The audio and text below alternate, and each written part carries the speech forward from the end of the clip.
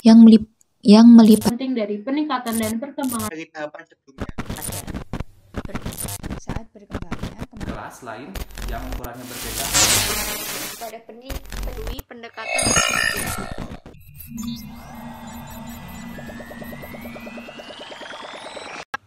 Assalamualaikum warahmatullahi wabarakatuh. Kami dari kelompok 3 akan menjelaskan mengenai materi pembentukan karakter melalui pendekatan kognitif. Nama saya Anissa Zafira Syarafina, NIM 1511421145. Perkenalkan, nama saya Amaliana Silaturahmah dengan NIM 15114211104. Saya Irsalina Filzah dengan NIM 15114211105. Perkenalkan, nama saya Sania Salsabil dari Rombel 3. Perkenalkan, nama saya Nanda Fatwa Faiza Aristina dengan NIM 15114211112. Perkenalkan, nama saya Agni Alipari dari Rombel 3 dengan NIM 15114211125. Perkenalkan, nama saya Sofyan Bagus Andriano dari Rombel 3 dengan NIM 15111211128. Nama saya Nadine Salsabila Anandita dari kelompok 3 dengan nomor NIM 15114211132. Karakter adalah perilaku yang dilandasi oleh nilai-nilai berdasarkan norma agama, kebudayaan, hukum atau konstitusi, adat istiadat, dan estetika.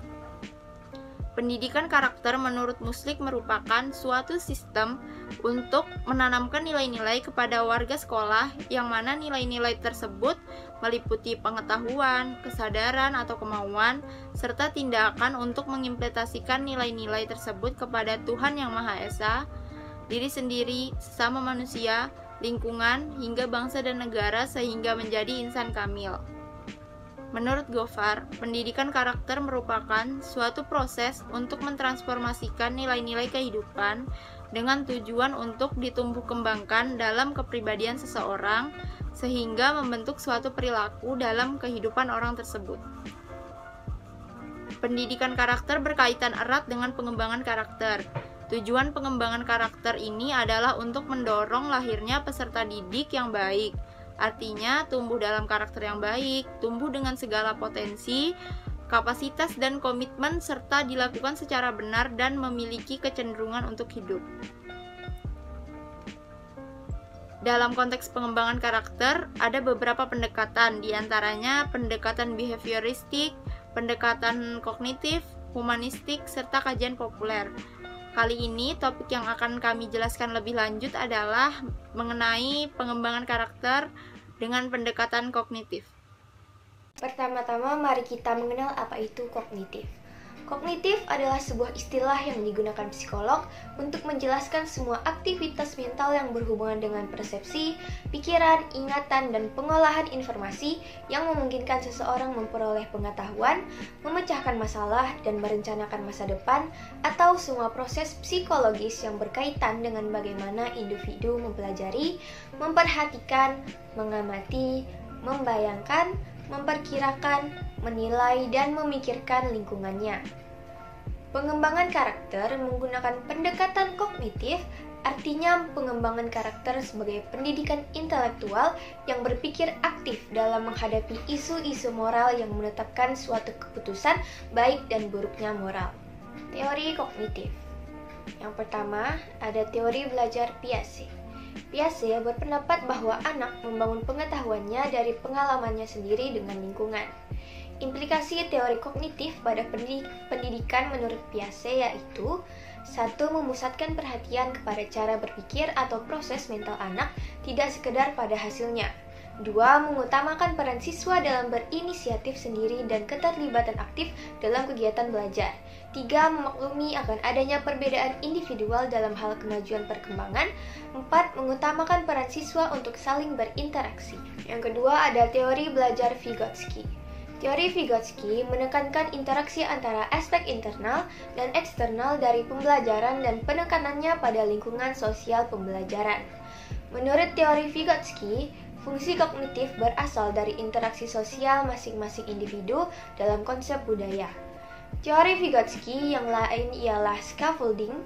Scaffolding adalah memberikan kepada seorang anak sejumlah besar bantuan selama tahap-tahap awal pembelajaran dan kemudian mengurangi bantuan ini dan memberikan kesempatan kepada anak ini mengambil alih tanggung jawab yang semakin besar setelah ia mampu mengerjakan sendiri. Selanjutnya yaitu teori perkembangan kognitif yang dikembangkan oleh Jean Piaget, psikolog Swiss yang hidup tahun 1896 sampai 1980. Teori ini membahas muncul dan diperolehnya skema tentang bagaimana seseorang mempersepsi lingkungannya dalam tahapan-tahapan perkembangan. Saat seseorang memperoleh cara baru dalam mempresentasikan informasi secara mental. Teori ini digolongkan ke dalam konstruktivisme. Teori ini berpendapat bahwa kita membangun kemampuan kognitif melalui tindakan yang termotivasi dengan sendirinya terhadap lingkungan. Piaget membagi skema yang digunakan anak untuk memahami dunianya melalui 4 periode utama yang berkorelasi dan semakin canggih seiring pertambahan usia. Yang pertama yaitu tahapan sensori motor usia 0 sampai 2 tahun, yang kedua tahapan praoperasional usia 2 sampai 7 tahun, yang ketiga tahapan operasional konkret usia 7 sampai 11 tahun, yang keempat tahapan operasional formal usia 11 tahun sampai dewasa. Tahapan sensori motor. Tahapan sensori motor adalah tahapan pertama dari 4 tahapan. Piaget berpendapat bahwa tahapan ini menandai perkembangan kemampuan dan pemahaman spasial penting dalam 6 subtahapan. Yang pertama, subtahapan skema refleks, muncul saat lahir sampai usia 6 minggu dan berhubungan terutama dengan rileks. Subtahapan fase reaksi sirkular primer usia 6 minggu sampai 4 bulan dan berhubungan terutama dengan munculnya kebiasaan-kebiasaan. Yang ketiga, subtahapan fase reaksi sirkular sekunder muncul antara usia 4 sampai 9 bulan dan berhubungan terutama dengan koordinasi antara penglihatan dan pemaknaan. Yang keempat, subtahapan koordinasi reaksi sirkular sekunder muncul dari usia 9 sampai 12 bulan saat berkembangnya kemampuan untuk melihat objek sebagai sesuatu yang permanen walau kelihatannya berbeda kalau dilihat dari sudut berbeda atau permanensi objek. Yang kelima, subtahapan fase reaksi sirkular tersier muncul dalam usia 12 sampai 18 bulan dan berhubungan terutama dengan penemuan cara-cara baru untuk mencapai tujuan. Yang keenam, subtahapan awal representasi simbolis berhubungan terutama dengan tahapan awal kreativitas. Tahapan praoperasional. Setelah akhir usia 2 tahun, jenis yang secara kualitatif baru dari fungsi psikologis muncul. Pemikiran pra-operasi dalam teori Piaget adalah prosedur melakukan tindakan secara mental terhadap objek. Ciri-ciri dari tindakan ini adalah operasi mental yang jarang dan secara logisnya tidak memadai. Anak belajar menggunakan dan merepresentasikan objek dengan gambaran dan kata-kata. Pemikirannya masih bersifat egosentris, yaitu anak kesulitan untuk melihat dari sudut pandang orang lain. Menurut Piaget, tahapan pra-operasional mengikuti tahapan sensori motor dan muncul antara usia 2-6 tahun. Anak mengembangkan keterampilan berbahasa, merepresentasikan benda dengan kata-kata dan gambar. Selanjutnya itu C, tahapan operasional konkret. Tahapan ini muncul antara usia 6-12 tahun dan mempunyai ciri berupa penggunaan logika yang memadai. Proses-proses penting selama tahapan ini antara lain adalah yang pertama, pengurutan kemampuan untuk mengurutkan objek menurut ukuran, bentuk, atau ciri lainnya. Contohnya, bila diberi benda berbeda ukuran, mereka dapat mengurutkannya dari benda yang paling besar ke yang paling kecil. Untuk yang kedua adalah klasifikasi kemampuan untuk memberi nama dan mengidentifikasi serangkaian benda menurut tampilannya, ukurannya, atau karakteristik lain. Untuk yang ketiga atau decentering, yaitu anak mulai mempertimbangkan beberapa aspek dari suatu permasalahan untuk bisa memecahkannya. Contohnya yaitu anak tidak akan lagi menganggap cangkir lebar tetapi pendek lebih sedikit isinya dibanding cangkir kecil yang tinggi. Untuk yang keempat yaitu reversibility, atau anak mulai memahami bahwa jumlah atau benda-benda dapat diubah, kemudian kembali ke keadaan semula. Anak dapat dengan cepat menentukan bahwa 4 tambah 4 sama dengan 8, atau 8 kurangi 4 akan sama dengan 4 jumlah sebelumnya. Yang kelima, konservasi memahami bahwa kuantitas, panjang, atau jumlah benda-benda ialah tidak berhubungan dengan pengaturan atau tampilan dari objek atau benda-benda ini. Sebagai contoh, bila anak diberi cangkir yang seukuran dan isinya sama banyak, mereka akan tahu bila air dituangkan ke dalam gelas lain yang ukurannya berbeda, air di gelas ini akan tetap sama banyak dengan isi cangkir lainnya. Untuk yang keenam yaitu penghilangan sifat egosentrisme, kemampuan untuk melihat sesuatu dari sudut pandang orang lain, bahkan saat orang ini berpikir dengan cara yang salah. Untuk yang D atau tahapan selanjutnya itu tahapan operasional. Formal tahap ini mulai dialami anak dalam usia 11 tahun saat pubertas dan terus berlanjut sampai dewasa. Karakteristik pada tahap ini yaitu diperolehnya kemampuan berpikir secara abstrak, menalar secara logis, dan menarik kesimpulan dari informasi yang tersedia. Dalam tahapan ini, seseorang dapat memahami hal-hal seperti cinta, bukti logis, dan nilai. Dilihat dari faktor biologis, tahapan ini muncul saat pubertas atau saat terjadi berbagai perubahan besar lainnya, menandai masuknya ke dunia dewasa secara fisiologis, kognitif, penalaran moral, perkembangan psikoseksual, dan perkembangan sosial.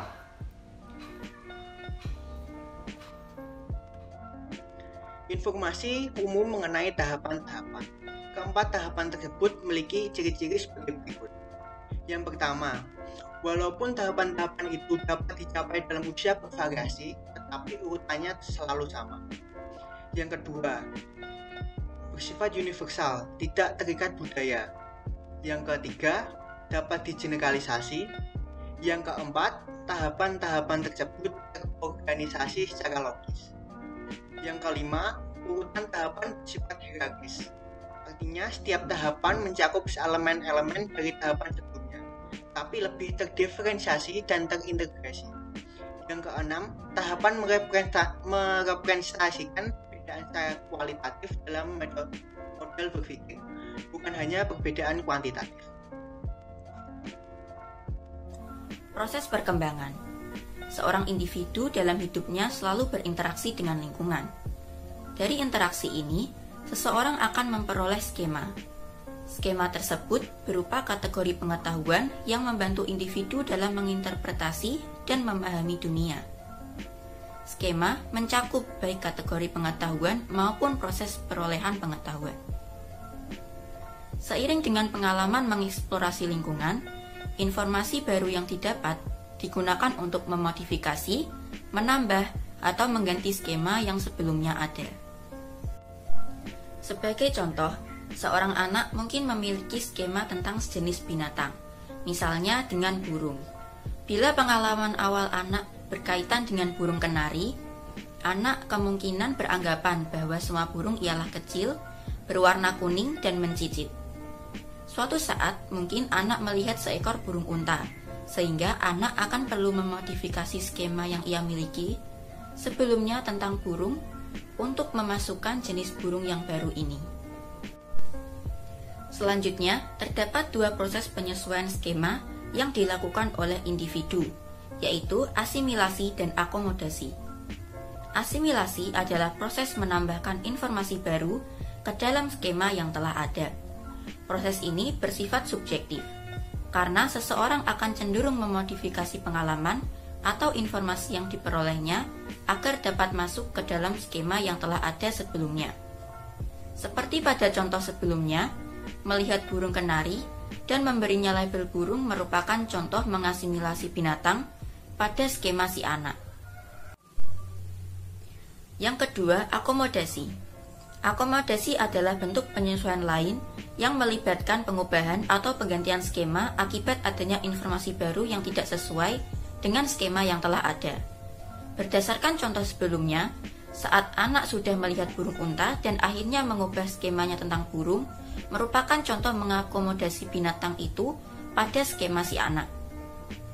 Kedua proses penyesuaian tersebut dilakukan seorang individu karena ia ingin mencapai keadaan equilibrium, yaitu berupa keadaan seimbang antara struktur kognisi dan pengalamannya di lingkungan.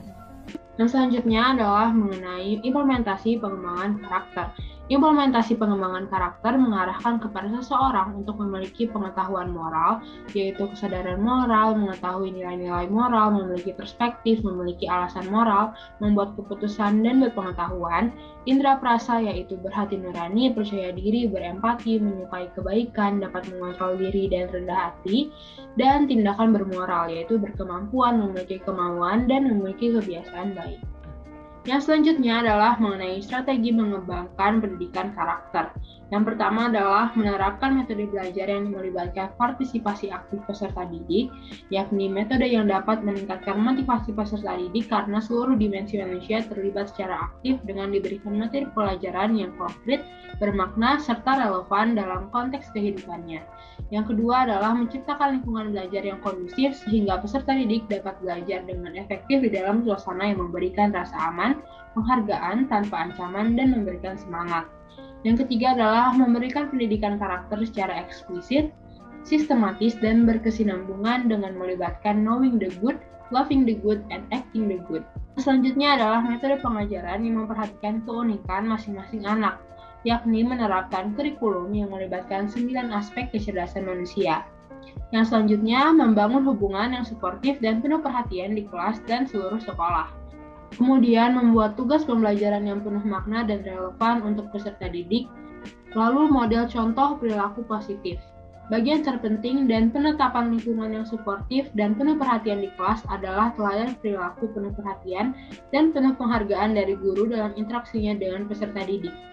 Nah, selanjutnya adalah menciptakan peluang bagi peserta didik untuk menjadi aktif dan penuh makna termasuk dalam kehidupan di kelas dan di sekolah. Sekolah harus menjadi lingkungan yang lebih demokratis sekaligus tempat bagi peserta didik untuk membuat keputusan dan tindakannya, serta merefleksi atas dasar tindakannya. Lalu, pelibatan peserta didik dalam wacana moral. Isu ini terpenting dalam pendidikan peserta didik untuk menjadi prososial, moral manusia. Lalu, tidak ada anak yang terabaikan.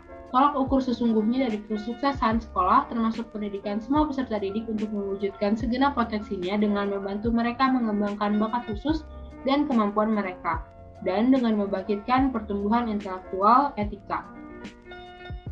Dan yang terakhir, mengajarkan keterampilan sosial dan emosional secara esensial.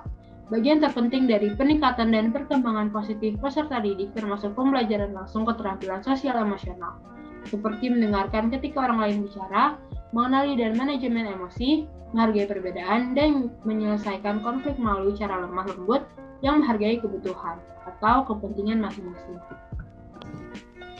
Saya akan menyimpulkan penjelasan-penjelasan yang sudah disampaikan oleh teman-teman saya. Kesimpulannya yaitu, karakter adalah perilaku yang dilandasi oleh nilai-nilai berdasarkan norma agama, kebudayaan, hukum atau konstitusi, adat istiadat, serta estetika. Tujuan pengembangan karakter adalah untuk mendorong lahirnya peserta didik yang baik. Kognitif adalah sebuah istilah yang digunakan psikolog untuk menjelaskan semua aktivitas mental yang berhubungan dengan persepsi, pikiran, ingatan, dan pengolahan informasi yang memungkinkan seseorang memperoleh pengetahuan, memecahkan masalah, dan merencanakan masa depan, atau semua proses psikologis yang berkaitan dengan bagaimana individu mempelajari sesuatu. Pengembangan karakter menggunakan pendekatan kognitif artinya pengembangan karakter sebagai pendidikan intelektual yang berpikir aktif dalam menghadapi isu-isu moral yang menetapkan suatu keputusan baik dan buruknya moral. Kesimpulan selanjutnya yaitu teori kognitif terdiri dari teori belajar Piaget, di mana teori ini mengungkapkan bahwa anak membangun pengetahuannya dari pengalamannya sendiri dengan lingkungan. Selanjutnya, teori belajar Vygotsky yang menekankan interaksi antara aspek internal dan eksternal dari pembelajaran dan penekanannya pada lingkungan sosial pembelajaran. Teori perkembangan kognitif dikembangkan oleh Jean Piaget, membahas muncul dan diperolehnya skemata, yaitu skema tentang bagaimana seseorang mempersepsi lingkungannya dalam tahapan-tahapan mental. Teori Piaget berpendapat bahwa kita membangun kemampuan kognitif melalui tindakan yang termotivasi dengan sendirinya terhadap lingkungan. Piaget membagi skema anak melalui 4 periode utama, yaitu 1. Tahapan sensori motor, terjadi antara usia 0 sampai 2 tahun. 2. Tahapan praoperasional, terjadi antara usia 2 sampai 7 tahun. 3. Tahapan operasional konkret, terjadi antara usia 7 sampai 11 tahun. Dan 4. Tahapan operasional formal, terjadi antara usia 11 sampai dewasa. Proses perkembangan terdiri dari 2 proses, yaitu asimilasi dan akomodasi. Asimilasi yaitu proses menambahkan informasi baru, sedangkan akomodasi adalah bentuk penyesuaian lain yang melibatkan pengubahan atau penggantian. Kesimpulan yang lain yaitu tentang implementasi pengembangan karakter. Implementasi pengembangan karakter ini akan mengarahkan seseorang untuk memiliki pengetahuan moral dan kemudian mengimplementasikannya melalui tindakan-tindakan bermoral. Sekian dari kelompok kami, mohon maaf apabila ada salah kata atau ada kata-kata yang kurang berkenan. Terima kasih atas perhatiannya. Wassalamualaikum warahmatullahi wabarakatuh.